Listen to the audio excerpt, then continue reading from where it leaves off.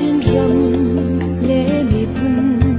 căn sân xa căn bọt khun mô căn rầm nào bằng a căn ôi tu và giờ rừng par là năm căn lên chi tịch a ni nu liếm lá lô căn tì la trên đi phun giá lông bù rin run tăng ngà căn tràm lung cam lá căn nụ chi rắm ra rắm dưng đô tơ lu căn dọc lấy ba ren sơ tràn dâng cam lưu lung kêu tay ria chi nụ si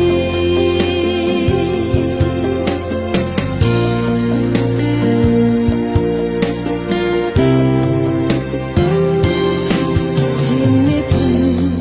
quay điều bằng a căn chân mây thờ tu căn in pa a lăng đốt naga si trên mê phun him nạp ra đoàn vẫu căn ngày chiều trên sung xoa tốt na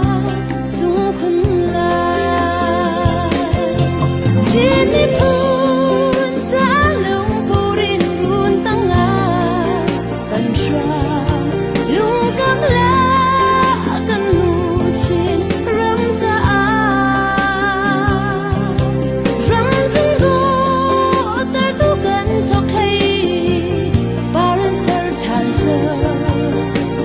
cam lưu lung kêu tay ria chi nụ si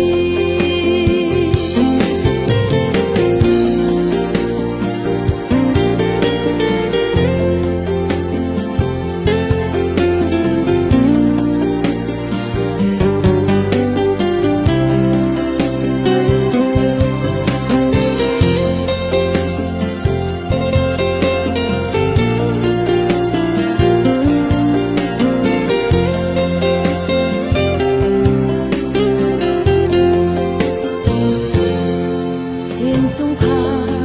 căn thần ta che độ rem lay tầng a căn lung bel sam băng trên la se căn rau sung su đột na rồi rem na se căn trên drum hi do na par se trên đi phun giá lông bù rin run tăng ngà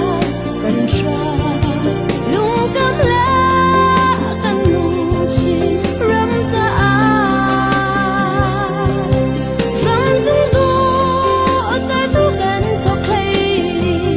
ba ren sơ tràn dơ cam lâu lung kêu tay ria chi nụ si